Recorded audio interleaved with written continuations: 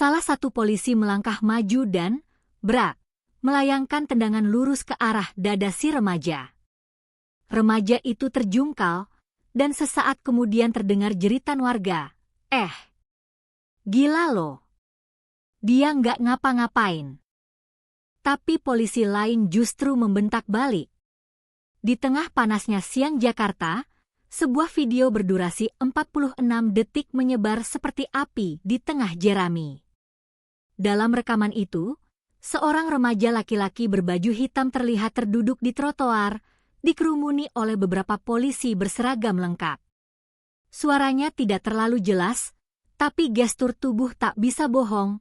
Anak itu tidak melawan, tidak mengancam, bahkan nyaris tidak bergerak.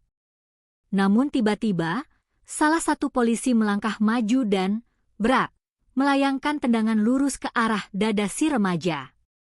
Remaja itu terjungkal, dan sesaat kemudian terdengar jeritan warga. Gila lo. Dia nggak ngapa-ngapain. Tapi polisi lain justru membentak balik, memerintahkan warga agar mundur. Seseorang merekam diam-diam dari balik semak dan memposting ke media sosial dengan caption singkat namun tajam. Beginikah caramu menegakkan hukum, Pak Polisi? Dalam hitungan jam, video itu sudah ditonton lebih dari 3 juta kali di TikTok. Twitter, sekarang X, jadi ajang perdebatan panas. Netizen terbelah antara mereka yang membela polisi dan mereka yang geram melihat kekerasan terhadap anak di bawah umur. Namun, satu komentar paling banyak disukai datang dari akun anonim. Kalau itu anak lo, apa lo rela ditendang kayak gitu? Tak ada yang menyangka bahwa pertanyaan itu akan segera dijawab dengan ledakan lebih besar dari sekadar viral. Beberapa media online mulai menulis berita dengan judul standar, viral video polisi diduga menendang remaja saat penangkapan. Tapi fakta di lapangan tak bisa ditutupi.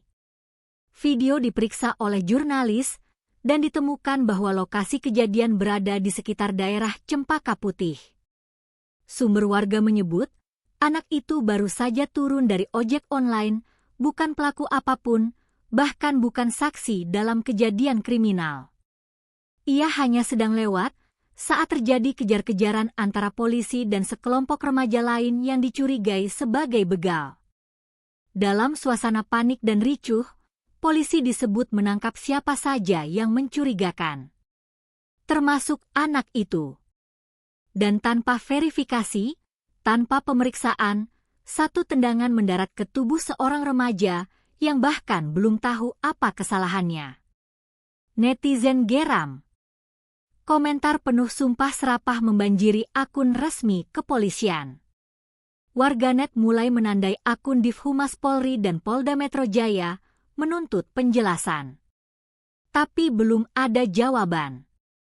Sampai akhirnya, akun Instagram dengan nama myusuf2412 mengunggah identitas korban, nama lengkap, usia, sekolah, dan yang paling mengejutkan, status anak korban sebagai putra dari seorang jenderal aktif TNI. Awalnya publik menganggap itu hoaks. Tapi klarifikasi cepat datang dari pihak sekolah yang membenarkan bahwa remaja itu memang siswa kelas 11, berprestasi, dan dikenal pendiam. Bahkan, surat permintaan pendampingan hukum dari pihak keluarga mulai beredar di kalangan wartawan. Wajah publik pun berubah. Yang tadinya hanya melihat ini sebagai kasus oknum brutal, kini mulai menyadari. Polisi mungkin baru saja menyentuh garis merah, menyakiti anak dari orang yang tak bisa disentuh hukum biasa. Dan ketika orang tua remaja itu akhirnya bicara, melalui satu pernyataan tertulis yang dibacakan kuasa hukum keluarga, suasana menjadi mencekam. Kami sangat menyesalkan tindakan kekerasan yang dilakukan aparat kepolisian terhadap anak kami, yang sama sekali tidak bersalah. Kami meminta agar kasus ini diproses sesuai hukum yang berlaku dan tidak ada lagi yang berlindung di balik seragam. Tak disebutkan siapa ayahnya. Tapi cukup satu kalimat penutup yang membuat aparat mulai berkeringat dingin. Kami tidak akan tinggal diam. Hanya dalam waktu 24 jam, kasus ini berubah dari insiden lapangan menjadi potensi krisis antar institusi. Polri harus bersiap dengan tekanan dari publik. Dan mungkin, dari pihak yang tak biasa ditolak permintaannya. 1 tendangan. 1 video. 1 remaja. Tapi juga 1 nama besar di belakangnya. Dan semua itu baru permulaan.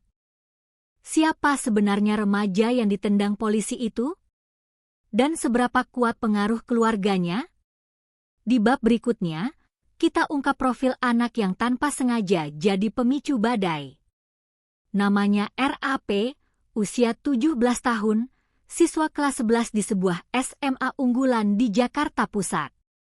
Remaja laki-laki yang beberapa hari lalu masih sibuk latihan basket dan mengurus proposal kegiatan sekolah, kini menjadi pusat perhatian nasional, bukan karena prestasi, tapi karena tendangan brutal seorang oknum polisi yang mengira dia pelaku kriminal. Tapi yang mengejutkan publik bukan hanya identitas remaja ini, melainkan siapa ayahnya. Setelah video viral dan nama korban tersebar, kalangan jurnalis investigatif mulai meraba-raba jaringan.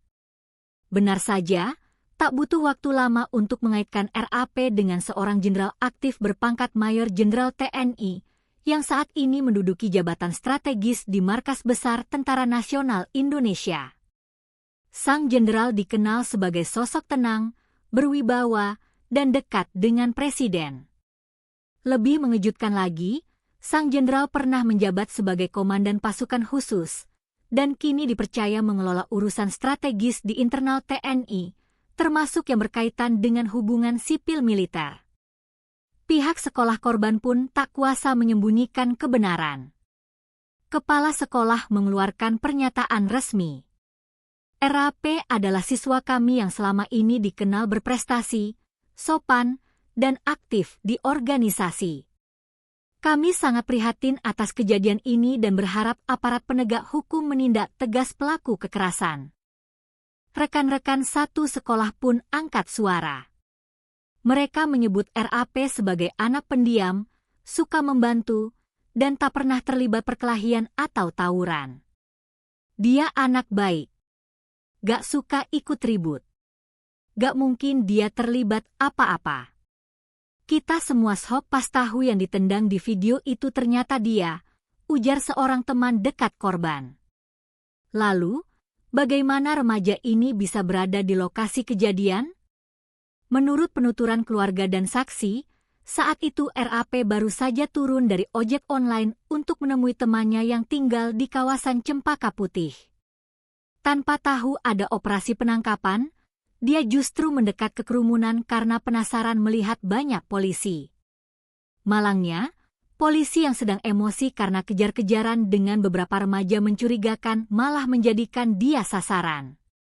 Dianggap bagian dari kelompok tersebut, RAP langsung ditendang tanpa konfirmasi, tanpa peringatan. Dan ya, dia tak melawan. Karena tak tahu apa kesalahannya. Yang lebih memilukan, RAP harus dirawat di rumah sakit dengan cedera di bagian dada dan kepala ringan akibat benturan. Tim medis menyebut ada trauma fisik dan psikis yang cukup serius. Dia ketakutan, bahkan terhadap petugas medis berseragam, ujar seorang perawat yang merawatnya.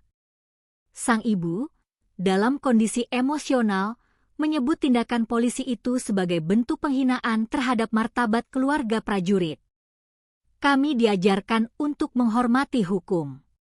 Tapi kalau anak kami yang tidak bersalah diperlakukan seperti binatang di jalanan, kami tidak bisa diam. Ini bukan soal dendam. Ini soal keadilan. Media mulai panas. Jurnalis menggali masa lalu sang jenderal, jebolan Akmil terbaik, pernah ditugaskan di berbagai daerah konflik, punya jaringan kuat dengan kalangan elit militer dan sipil. Selama ini dikenal tidak banyak bicara, tapi saat bersuara, gemanya mengguncang.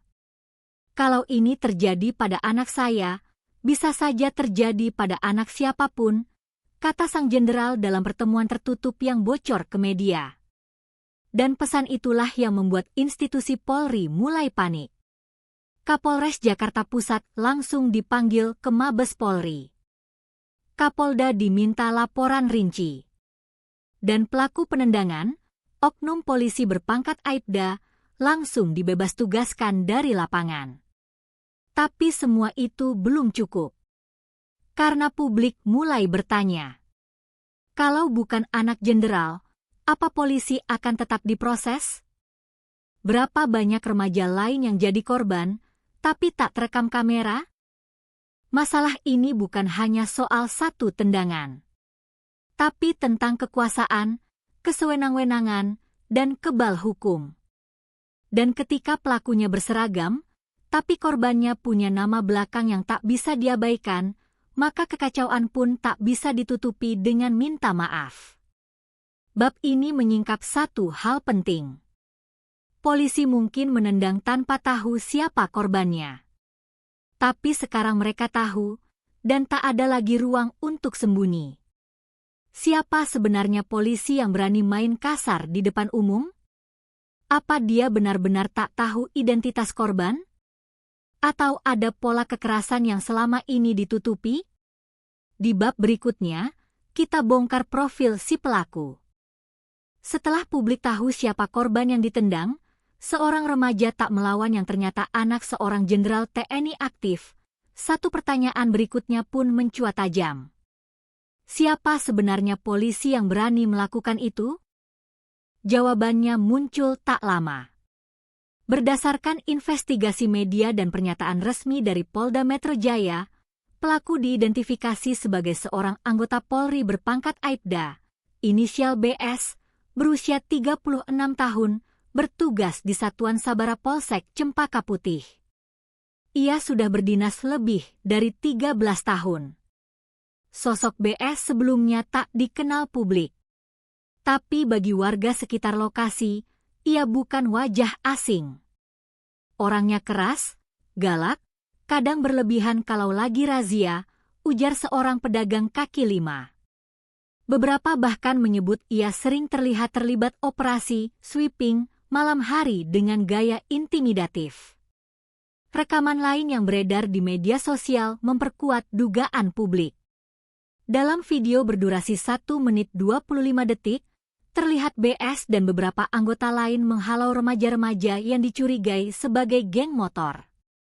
Tapi dalam kepanikan itulah, terlihat jelas, RAP, remaja korban, tidak melawan, tidak lari, bahkan tidak menyentuh siapapun, hanya berdiri di tempat saat BS melayangkan tendangan lurus ke dadanya.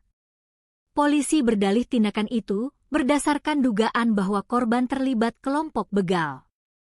Tapi tidak ada satupun bukti pendukung pernyataan itu. Tidak ada senjata, tidak ada barang bukti. Bahkan setelah ditendang dan diamankan, remaja itu langsung dilarikan ke rumah sakit karena sesak napas dan trauma fisik. Lebih ironis lagi, menurut laporan internal Propam yang bocor ke media, Aibda BS pernah 2 kali dilaporkan atas tindakan berlebihan saat bertugas, namun tidak pernah dijatuhi hukuman disiplin berat. Dalam salah satu kasus, ia disebut sempat membentak dan mendorong seorang pemuda tunarungu saat patroli malam karena dianggap tidak menjawab pertanyaan. Laporan itu tidak pernah diproses serius. Alasannya klasik, minim bukti. Kini, dengan bukti video yang viral, Aibda BS tidak bisa lagi berlindung di balik prosedur. Tapi benarkah BS bertindak sendiri? Ataukah ini bagian dari pola yang lebih besar? Laporan investigatif menyebut, saat kejadian, ada 3 polisi lain di tempat yang sama, tapi tidak satu pun yang mencoba mencegah atau menghentikan aksi tendangan itu. Bahkan setelah korban tergeletak, mereka justru menyuruh warga untuk jangan ikut campur. Ini bukan hanya tentang satu polisi, tapi tentang budaya kekerasan yang dibungkus dalih, pengamanan, dan penegakan hukum. Komnas HAM menyebut tindakan seperti ini adalah bagian dari pola, penggunaan kekuatan berlebihan terhadap warga sipil, terutama anak muda dari kalangan bawah, yang diasumsikan bersalah sebelum diperiksa. Sementara itu, di tubuh Polri, tekanan mulai terasa. Pimpinan Polda diminta segera bertindak. Aibda BS dinonaktifkan sementara dan dimasukkan ke dalam pemeriksaan propam. Tapi publik ragu.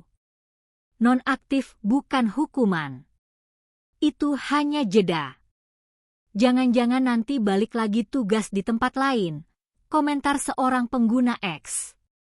Lembaga pengawas eksternal seperti Ombudsman dan LPSK, Lembaga Perlindungan Saksi dan Korban, mulai mendesak agar kasus ini tidak sekadar ditangani secara internal, melainkan dibuka ke publik dan ditangani oleh lembaga independen. Yang mengejutkan, beberapa polisi aktif di media sosial bahkan turut mengkritik tindakan BS. Akun resmi milik seorang perwira muda menulis, "Bekerja di lapangan memang penuh tekanan. Tapi kekerasan terhadap warga tak bersenjata, terutama anak-anak, bukan solusi. Kita bisa menegakkan hukum tanpa menginjak kemanusiaan."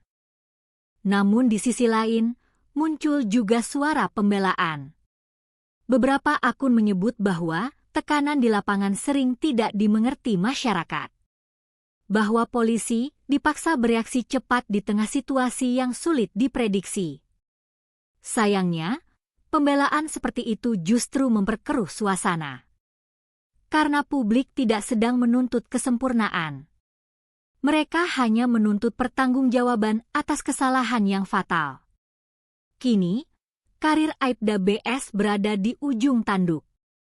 Bukan hanya karena dia menendang seorang remaja, tapi karena ia tidak tahu siapa yang ia tendang. Dan ironisnya, justru identitas korban itulah yang membuka aib yang selama ini tersembunyi. Kekerasan terhadap warga yang tak berdaya, yang selama ini tak pernah viral, dan tak pernah ada jenderal yang bicara. Jika sebelumnya kasus ini hanya dianggap sebagai kekeliruan prosedural atau sekadar ulah oknum, maka segalanya berubah drastis di hari ketiga setelah video viral.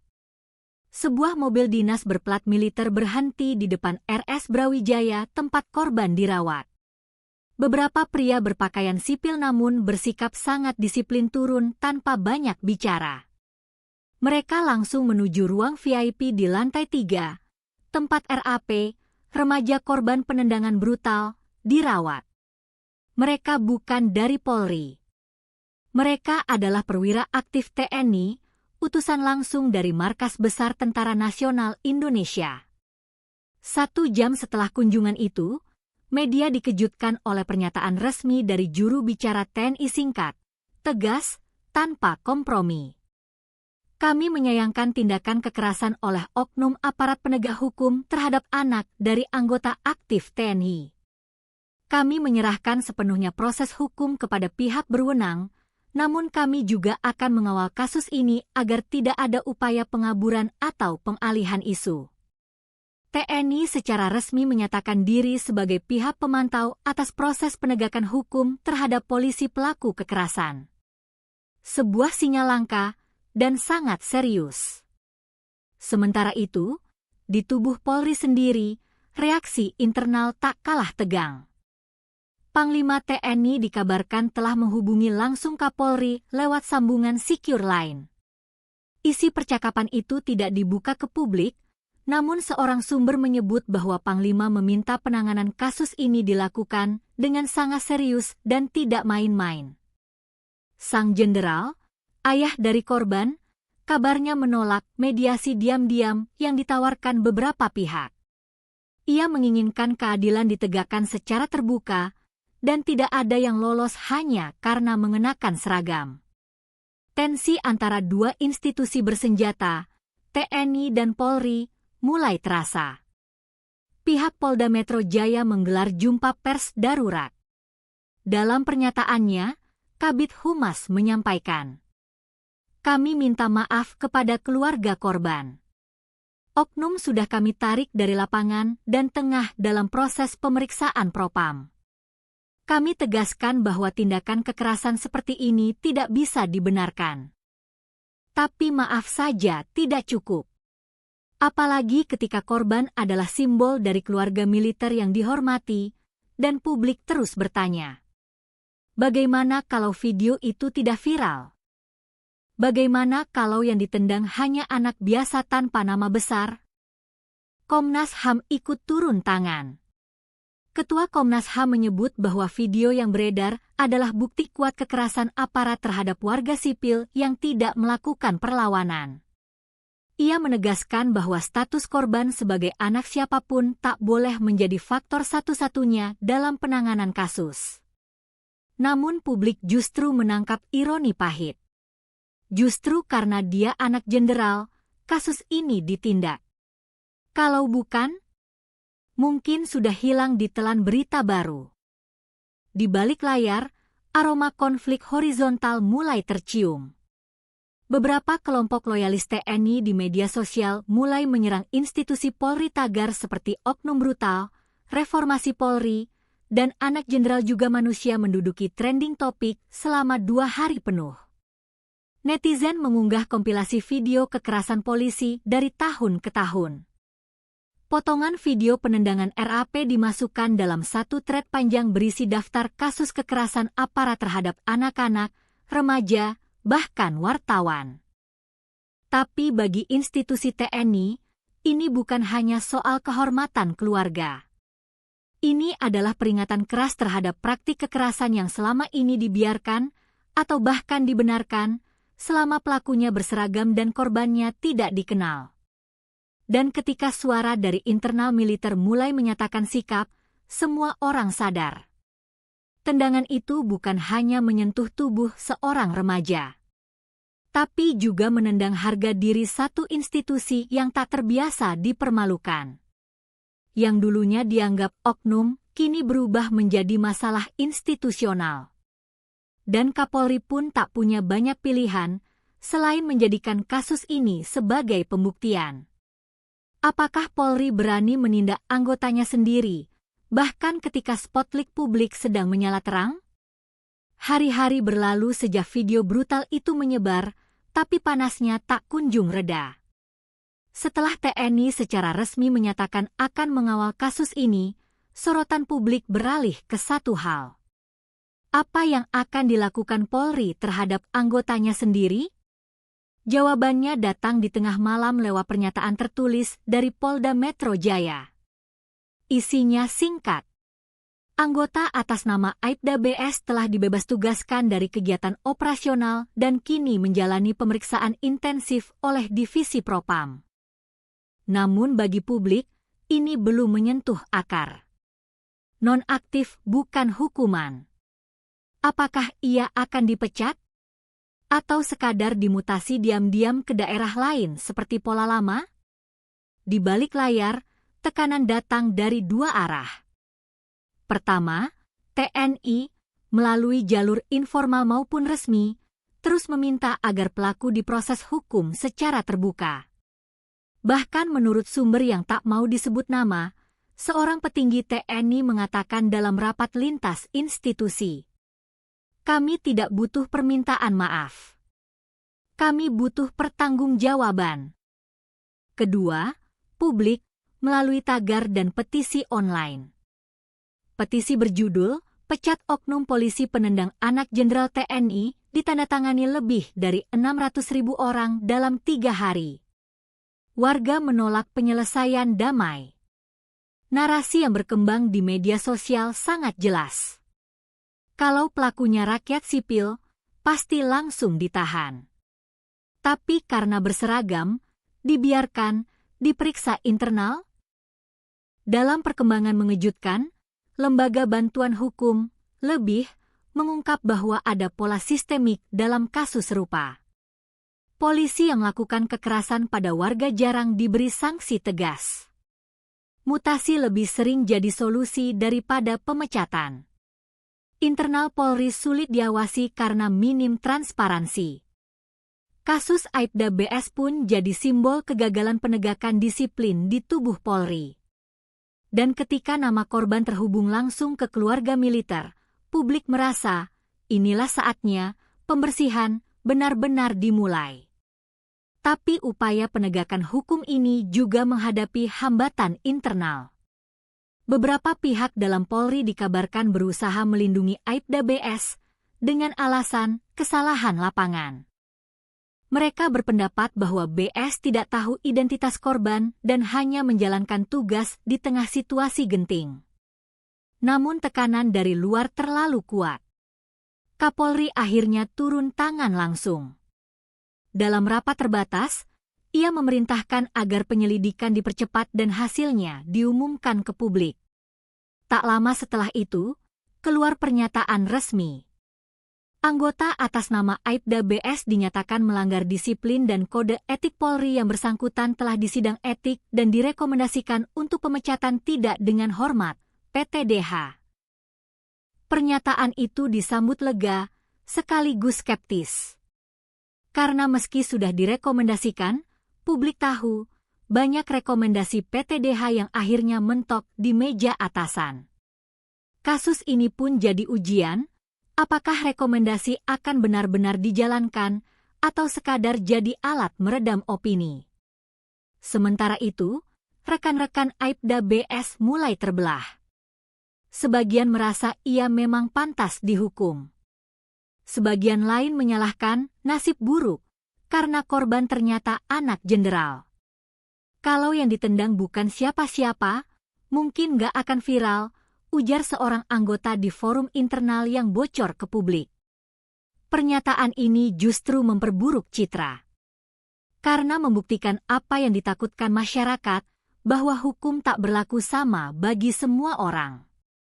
Dalam sebuah wawancara, pengacara keluarga korban menegaskan, "Kami bukan ingin mempermalukan Polri tapi kami ingin ada presiden. Bahwa ketika kekerasan dilakukan atas nama negara, pelakunya harus bertanggung jawab. Ini bukan balas dendam. Ini penegakan prinsip." Pernyataan itu menggema di media nasional.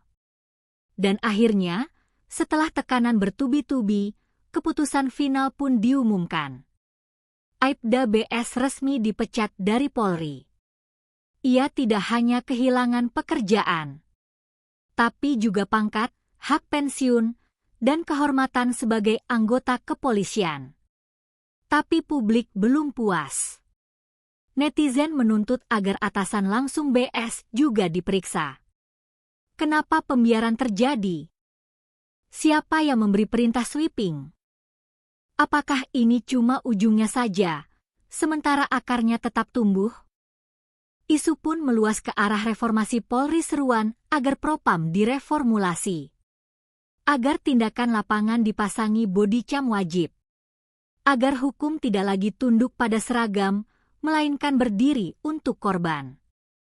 Tapi kasus ini meninggalkan satu luka penting, hilangnya kepercayaan. Ketika penegak hukum bisa seenaknya bertindak, dan hanya berhenti jika korban punya nama besar, maka yang dirugikan adalah seluruh rakyat. Di bab terakhir, kita bicara tentang krisis kepercayaan dan apa yang bisa diperbaiki.